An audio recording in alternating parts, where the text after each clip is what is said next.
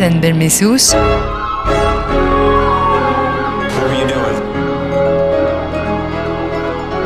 Entre les murs du Grand Paris.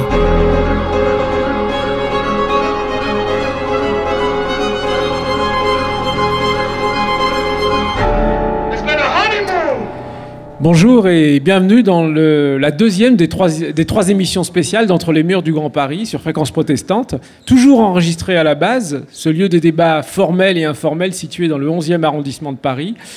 Une émission en partenariat avec la revue Esprit que je remercie de s'y être associé.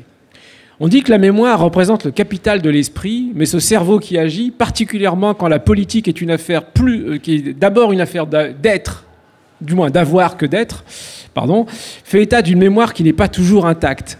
J'en étais à ces réflexions lorsque j'ai retrouvé dans mes archives le programme d'Anne Hidalgo pour la campagne des municipales de 2014.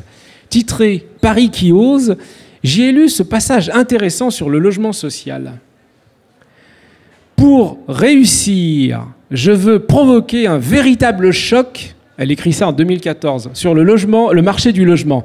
Je veux bousculer les habitudes, innover, transgresser les frontières territoriales et idéologiques, mobiliser tous les acteurs publics et privés. Je veux qu'en 2020, cette année donc, les Parisiens puissent plus facilement se loger selon leurs besoins, entrer dans un logement plus grand quand leur famille s'agrandit, quitter un logement devenu trop grand et trop cher quand les enfants sont partis ou quand les familles se séparent, pouvoir passer d'un logement social à un logement privé, pouvoir partager un appartement quand on démarre dans la vie. Fin de citation. En matière de logement social à Paris, il faut toujours prendre garde aux promesses qu'on fait, car quand la réalité se fait jour, honnête et brutale, elle n'a que faire des « je veux » ou de sa variante « c'est ainsi ». Peut-on encore loger le peuple, pour reprendre le titre d'un livre de Jean-Paul Flamand dans du logement social à Paris? La question se pose d'autant qu'en 2018, 249 671 ménages avaient renouvelé ou déposé une première demande en indiquant Paris parmi leurs premiers choix de localisation.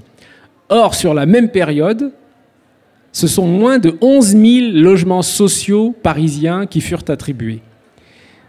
249 000, 11 000 de l'autre côté. Pour discuter de cette question, mes invités sont l'architecte Alexandre Bouton, fondateur de l'agence Urbanact à Paris, et Grégoire Fauconnier, agrégé et docteur en géographie, auteur d'une thèse sur l'application de la loi SRU, Solidarité et renouvellement urbain, c'est l'acronyme de ce sigle, dans le département des Yvelines. Cette loi du 13 décembre donc 2000 qui contraint les villes à abriter au moins 20% de logements sociaux dans son parc locatif, un taux porté à 25% depuis la loi Duflot 1 en janvier 2013. Ma première question, Alexandre Bouton, elle est très naïve. Pourquoi est-ce que c'est compliqué de faire du logement social à Paris ? En fait, déjà, il faudrait se poser la question de savoir ce qu'est Paris aujourd'hui et de savoir si c'est la bonne échelle pour réfléchir une sorte de solidarité pour loger les gens. Ce qui me semble pas vraiment être au niveau aujourd'hui. C'est compliqué à Paris parce que c'est déjà une ville très dense. Et pour travailler sur quelques opérations, notamment avec Paris Habitat, où on essaye de valoriser des fonciers, quand je dis valoriser, c'est-à-dire construire des logements sociaux sur des fonciers qui sont déjà très denses. Enfin, il faut imaginer la réaction des habitants qui sont autour, quoi. C'est une certaine forme de résistance. C'est très très compliqué. On est sur des terrains qui sont déjà très artificialisés, très construits. Alors on y arrive, mais c'est vraiment un urbanisme d'acupuncture, quoi. C'est au chausse-pied. Chaque logement gagné est un logement durement gagné. C'est pas à la hauteur des enjeux. C'est pas à la hauteur des enjeux. Et quand on regarde... Alors bien sûr, tout le monde veut habiter Paris. Alors c'est quoi Paris ? C'est le centre du périphérique, c'est le centre de la 86, c'est une tâche urbaine qui va jusqu'aux confins des limites de l'Île-de-France. La question pour moi, elle est là. Elle est comment on invente demain un organisme qui est capable de penser des péréquations financières, c'est-à-dire de récupérer de l'argent à un certain endroit parce que le foncier se vend plus cher et que des fonds d'investissement internationaux sont capables de mettre de l'argent pour le réinvestir dans des banlieues de Paris qui sont aujourd'hui un peu délaissées et où peut-être certains logements sociaux ont été trop concentrés pendant les dernières décennies. Grégoire Fauconnier, vous avez travaillé sur la loi SRU, hein, on sait qu'elle a été fortement combattue lorsqu'elle avait été mise en place par le gouvernement Jospin en 2000. Jospin qui n'était d'ailleurs pas très convaincu par ça. Hein. Il faut se rappeler que c'était une sorte de concession faite au Parti communiste. Hein. On était à l'époque de la gauche plurielle. Alexandre Bouton parlait des résistances. Vous avez donc fait votre travail de recherche dans les Yvelines. On sait que c'est compliqué de faire du logement social à Maisons-Laffitte, par exemple, ou à Chatou, ou à Rambouillet. Ces résistances, est-ce que finalement, elles n'ont pas été nourries aussi parce que aujourd'hui, un maire qui veut se faire réélire, il a intérêt à ne pas faire du logement social et davantage répondre à l'envie d'entre-soi de sa population, de son électorat? Effectivement, moi je pense que c'est le problème principal. Il y a une recherche d'entre-soi qui provient essentiellement des ménages aisés. Et c'est pour ça que finalement, dans cette optique, la politique d'Anne Hidalgo est quand même assez courageuse. Et aussi celle de Bertrand Delanoë auparavant. Puisque de 2001 à 2025, le taux SRU de la Commune de Paris va passer de 13% à 25%, si les objectifs sont respectés. Et c'est quand même une progression tout à fait sensible, notoire, et qui tranche notamment avec ce que j'ai pu observer dans les Yvelines. À vrai dire, je pense que bien sûr que le débat doit porter sur le logement social, mais également sur le logement privé. Parce que même dans l'hypothèse absolument optimiste et, à mon sens, irréaliste, selon laquelle toutes les communes respecteraient la loi SRU, ça ne serait quand même que 25% de l'ensemble du parc des résidences principales. À Paris, le problème fondamental, c'est celui du parc privé et de l'explosion des prix. On est à plus de 11 000 € le mètre carré, et même avec une politique tout à fait volontariste sur le logement social, le problème du parc privé demeure et empêche aux catégories, aux classes moyennes, d'obtenir un logement. Donc la question de la résistance, effectivement, est fondamentale. Ça, c'est ce que j'ai pu observer sur le terrain. Et en cela, je pense que la loi SRU et ses difficultés d'application trahissent une sorte de fait social total qui en dit long sur l'état du vivre ensemble en France. J'ai cru déceler en Grégoire Fauconnier implicitement une forme de critique au constat que j'avais établi, mais vous avez raison, c'est ça aussi le débat. Mais très franchement, est-ce que, sachant que le logement social à Paris, on sait qu'il est très fortement localisé dans l'Est parisien et extrêmement mineur, hein, du moins minimisé dans l'Ouest parisien et voire dans le centre de Paris, avec, on l'a vu aussi, le boom de Airbnb, entre autres, hein, ces locations-là, qui ont retiré du marché finalement des logements. Est-ce que le constat finalement global, hein, qui rapprocherait les 25%, n'est pas une sorte de fauné du réel? Je trouve quand même que là aussi, même sur les arrondissements de l'Ouest, il y a eu une politique volontariste, il y a eu un certain nombre de projets qui ont été aboutis, qui d'ailleurs ont coûté, à mon avis, très cher à la mairie de Paris et qui ont permis la réalisation de plusieurs centaines de logements sociaux. Si on devait un peu critiquer la politique de construction de logements sociaux, à Paris et ailleurs, dans le cadre de la loi SRU, je dirais qu'il faudrait se focaliser sur l'aspect qualitatif de ces logements. C'est-à-dire que souvent, ces logements sociaux n'ont de sociaux que le nom. C'est-à-dire que il s'agit souvent de résidences étudiantes, de structures collectives type EHPAD, type foyer de jeunes travailleurs. Donc finalement, on construit des logements sociaux, intégrés en tout cas en tant que tels par l'inventaire SRU, et pour autant, on ne crée pas la mixité sociale recherchée par le législateur. Alexandre Bouton, vous êtes architecte. Est-ce qu'on peut imaginer aujourd'hui que Paris puisse construire partout du logement social? Je rappelle ce fait-là, lorsque vous avez parlé de Bertrand Delanoë, Jean-Yves Manot, quand il est premier adjoint adjoint au logement de Delanoë, ils avaient lancé cette politique d'acheter du patrimoine, privé pour finalement le faire rentrer dans le parc locatif. Et au bout de 3 années, ils ont cessé, puisque ça coûtait très cher. De la même façon qu'on a toujours considéré que le problème à Paris, c'est le foncier qui est très cher. C'est pour ça que d'aucuns proposent de municipaliser les sols. Vous, en tant qu'architecte, est-ce que vous pensez qu'on peut sortir finalement de cette équation-là ou pas ? De l'équation de transformer du logement social... De faire du logement social partout, au-delà de ces questions de résistance. En fait, on n'en fait pas assez aujourd'hui. En faire partout. Moi, je pense que le vrai sujet, c'est celui de la ségrégation. On a fait beaucoup de logements dans les années 70 qu'on a concentrés à des endroits où ils étaient peu accessibles, où ils étaient complètement confinés, reclus derrière des barrières. Moi, je travaille dans certains quartiers nord de la ville de Marseille, encore aujourd'hui, mais c'est inadmissible de laisser des gens habiter dans ces conditions-là. Il faut que l'État, il faut que la ville, les métropoles, les régions prennent leurs responsabilités. Après, qu'il faille construire du logement social dans les villes qui n'en aient pas assez, pour que les villes qui en ont trop puissent pouvoir partager et que tout le monde participe à un effort qui permet à chacun d'habiter dans des conditions dignes, c'est vraiment le sujet, quoi. Mais vous dites quoi, vous, les politiques ? Quand vous rencontrez des politiques à l'occasion d'appels d'offres, à l'occasion de concours, à l'occasion de... Moi, j'ai jamais vu d'élus qui s'opposaient à la construction du logement social. Moi, j'ai jamais vu ça. Je travaille aussi bien dans les Yvelines avec des maires plutôt de droite. Je travaille aussi bien avec des élus de gauche à Marseille, à Nantes, à Strasbourg. Si on reste en région parisienne. En région parisienne, le problème, encore une fois, c'est ce que disait M. Fauconnier, c'est le rejet de l'autre. C'est le rejet de l'autre. Il faut repenser le logement social par rapport à ce qu'il permet en termes de solidarité.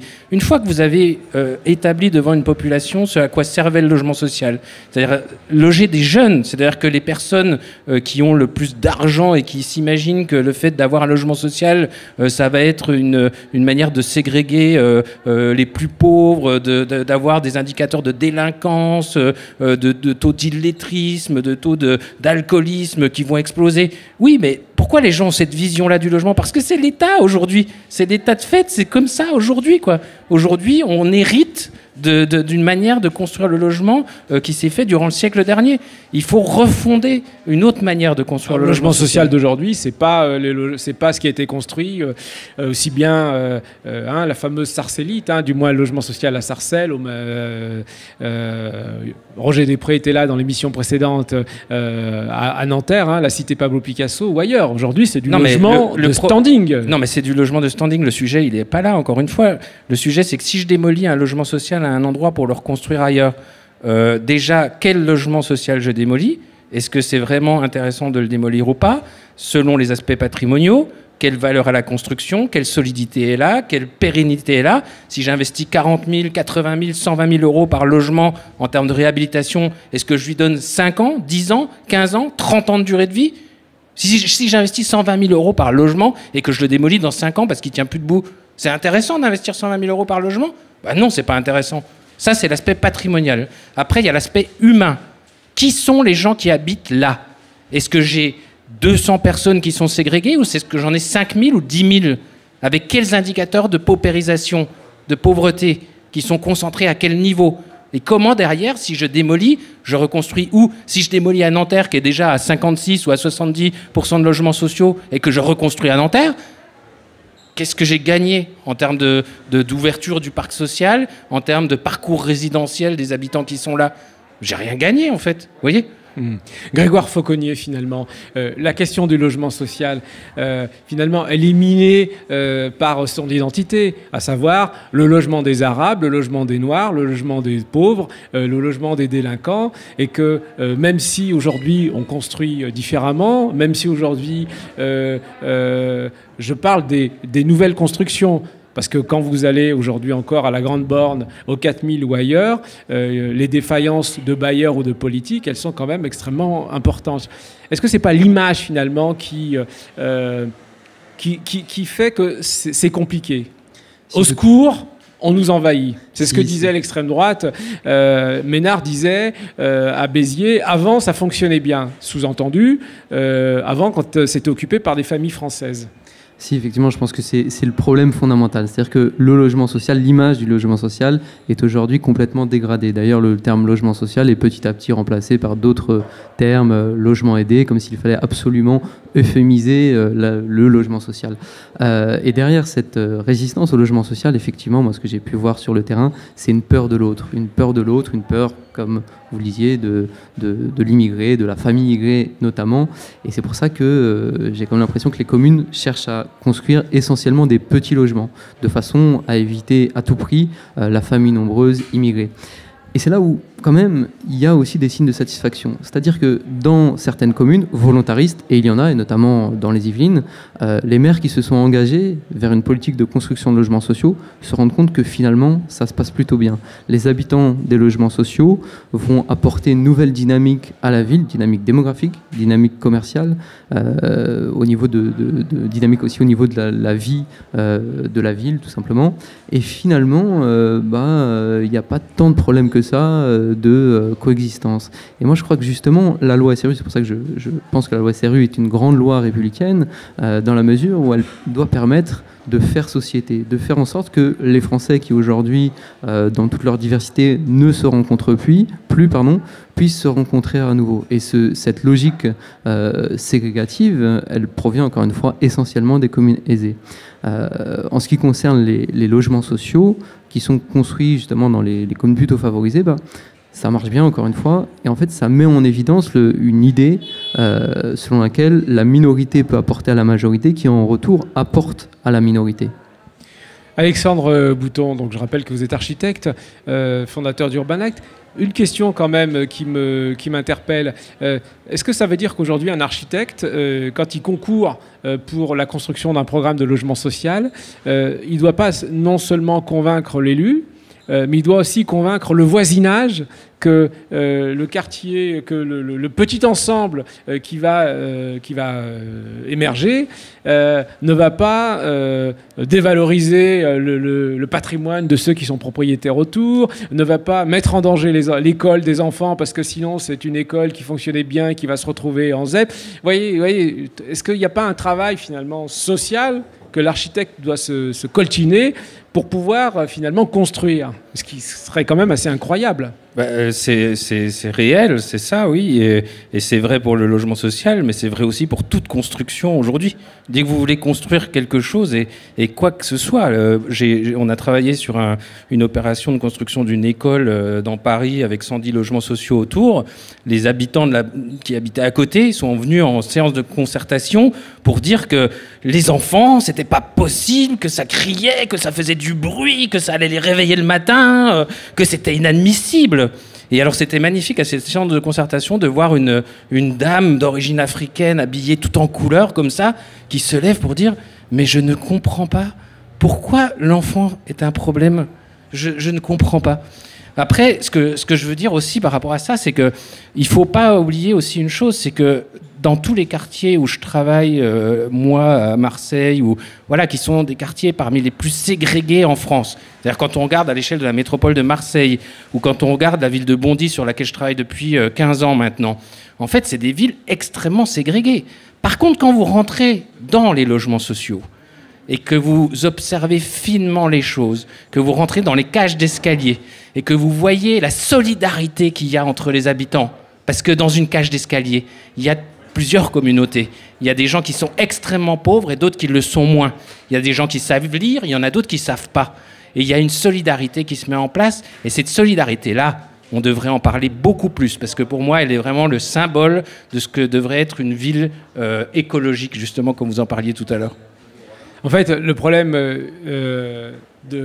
latent qui domine, c'est la responsabilité du politique. Puisque construire du logement, sachant que le maire, c'est lui qui donne le permis de construire, c'est un acte politique. Donc si l'architecte se retrouve finalement à pacifier un territoire, à apaiser les voisins, que les tribunaux sont là pour finalement maintenir un projet en casse, du moins en stoppant les recours, le politique là-dedans, est-ce qu'il n'a pas aussi démissionné? Il y a quand même une statistique qui est invariable depuis très longtemps, c'est que 70% de la population française peut rentrer dans du logement social. Ça veut dire que le maire, il a peut-être ses enfants, quand il quitte la maison pour aller faire des études dans une grande ville, à Paris ou ailleurs, premier logement dans lequel ils vont habiter, c'est du logement social. Que ce soit une cité universitaire, un studio Crous ou je ne sais quoi.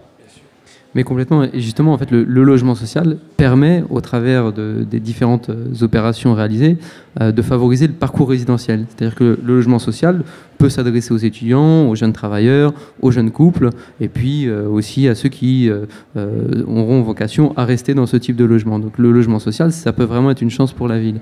Et je crois justement, vous avez raison de souligner l'importance du volontarisme politique. C'est-à-dire que la loi SRU, elle repose sur la détermination des maires. Et sans détermination des maires, il est impossible de construire des logements sociaux et a fortiori, bien entendu, de respecter la loi. Je vous posais cette question parce que j'ai souvenir qu'il s'est passé un fait extrêmement grave en 2014.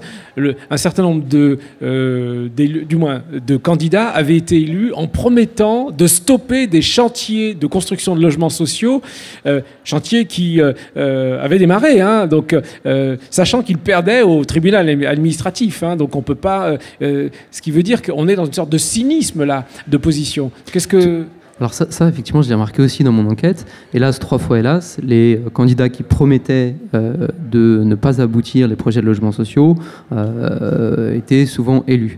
Pour autant, une fois devenu maire, il se rendait bien compte que le projet allait continuer et que soit il payait une très très forte amende, soit les logements sortiraient de terre.